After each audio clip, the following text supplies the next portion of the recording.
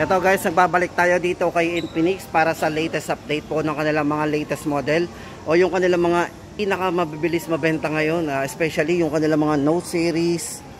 At syempre guys, yung kanilang yung latest model po nila, GT20 Pro. Napakabenta po nito ngayon guys, ang dami nag-aabang po niyan. At syempre available na po, ang dami nang nag-sold yata niyan. At syempre guys, ito na, umpisa na tayo ng ating latest update. Ito, umpisahan na po natin doon sa kanilang latest model, GT20 Pro. Ayan. Guys, ito 5G po ito itong si GT20 Pro.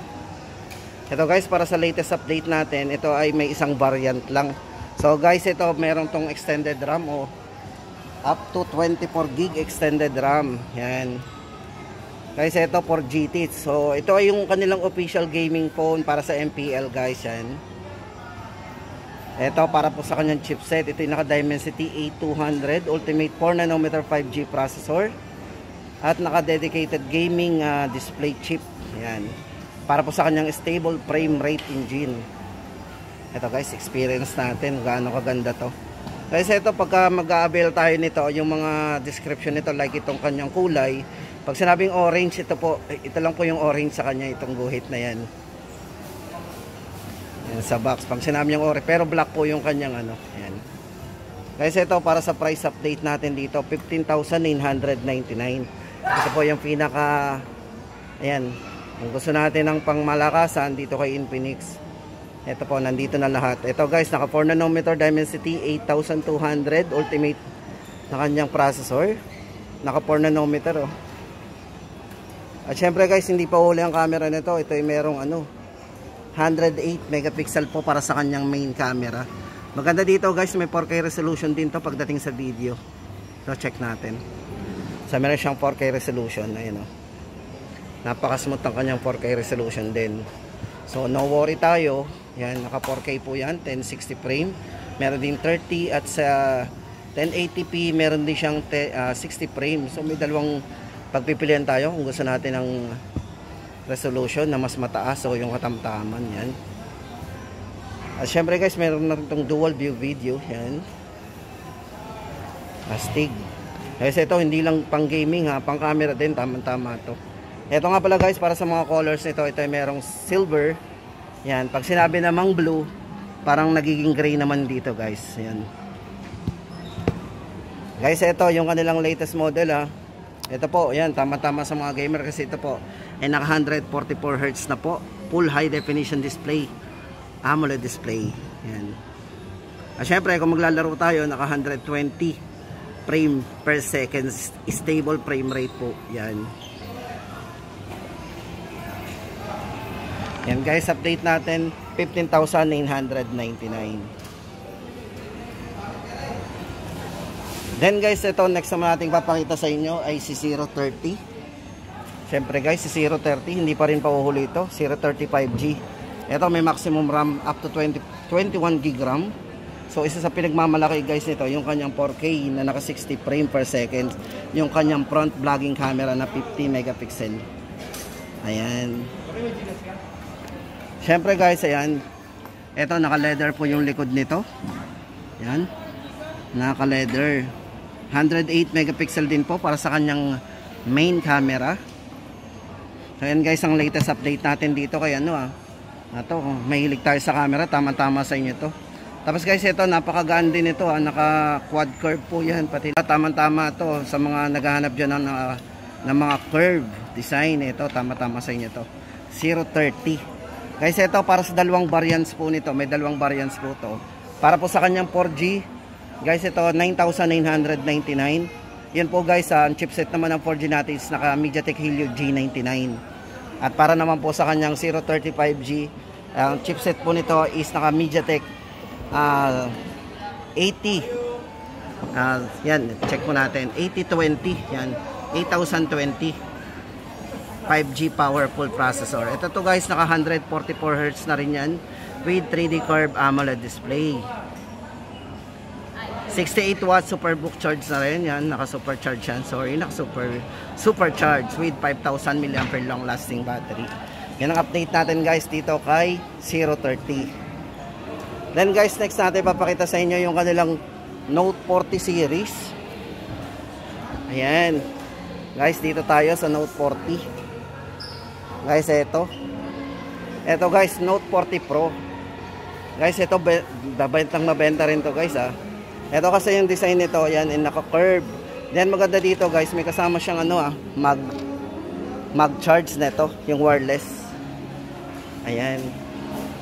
Pero lagi din po nakasaksak to. Ayan. Benefits po niyan kahit mabilis nating ano eh, tanggal-tanggalin na hindi maapektuhan yung saksakan. At may kasama na rin po siyang leather na case. Ayan. Ito guys, para sa latest update natin, Note 30 Pro, 10,999 po para sa 4G. Bali ito guys ay naka 16 gig, 256 po ang RAM, maximum RAM. At para po sa charging, ang 4G po naka 70 watts all round fast charging.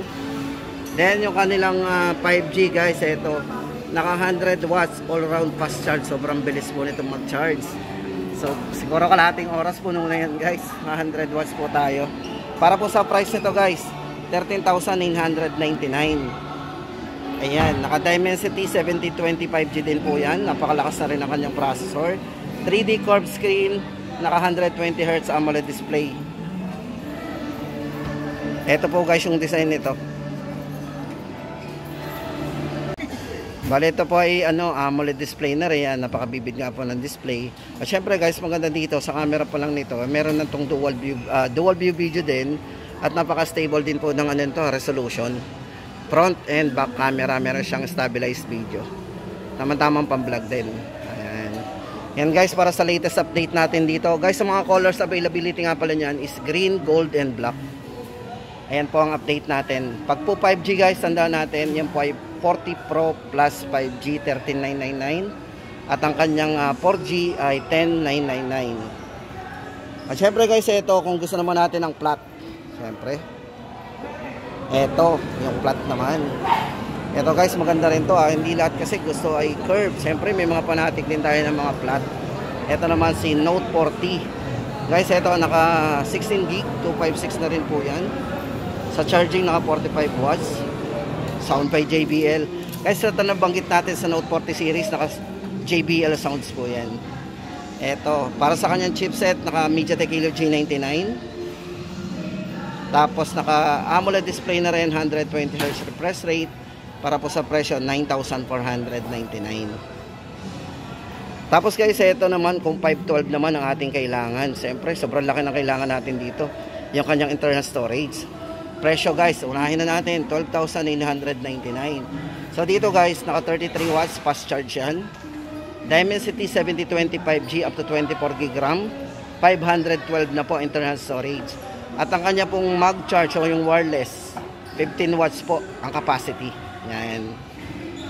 Para po sa mga nagtatanong, nalilito, magkaiba po sila ng mag-charge capacity. Ang isa po ay 15 para sa 5G at para po sa 4G ay 20 watts ang wireless niya. Ayan.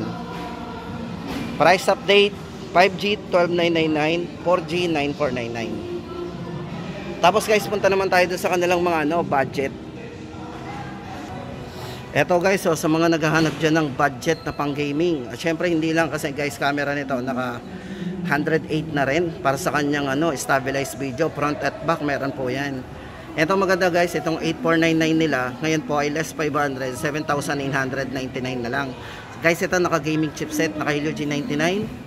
Maximum RAM 21 gig of RAM, 12 po ang original niyan. Size ng screen naka 6.78 full high definition, naka 120Hz na rin po yung refresh rate nito. 108 megapixel po para sa kanyang ultra clear main camera. Yun po yung 7,999 ngayon, less 500. At yung isa po guys, ito meron siyang 16 GB RAM, 256, 7,499. So ayan guys, kung gusto natin mas mura pa, pwede na po sa inyo to. Grabe, sobrang mura. Kasama yung sa paggawa mo.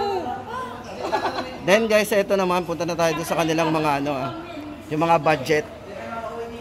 Ito guys, para sa Smart Series ni Infinix. Kung naghahanap tayo ng budget phone, pansamantala guys, ito tama-tama sa inyo. Smart 8. Ito guys, ay naka 6 GB RAM, maximum RAM yun, 64 GB internal storage. Ang price po nito is 3,399. Tapos yung katabi po nito, itong kanyang 128 GB.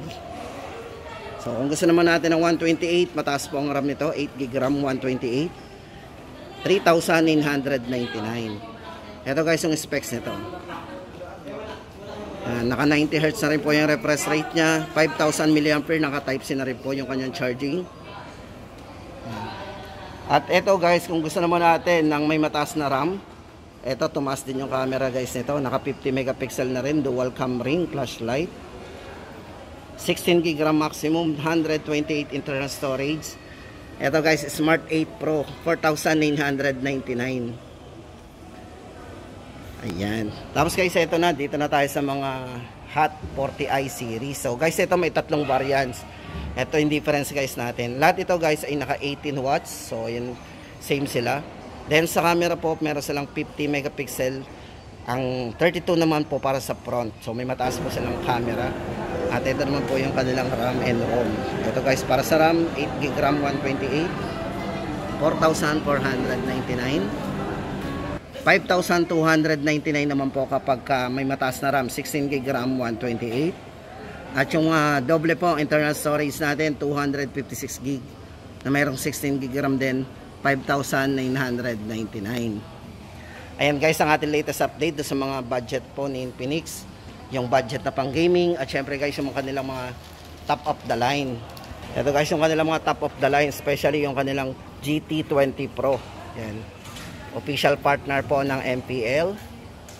At yung kanilang mga Note 40 series. Yan guys, dito nagtatapos ang ating update. Tama-tama yan guys sa mga nagpaplanong bumili, lalo na ngayon na tag-ulan na guys. Manood muna tayo ng ating channel para lagi tayong updated at may idea tayo sa mga cellphone na ating planong bilhin at bibilhin pa lang.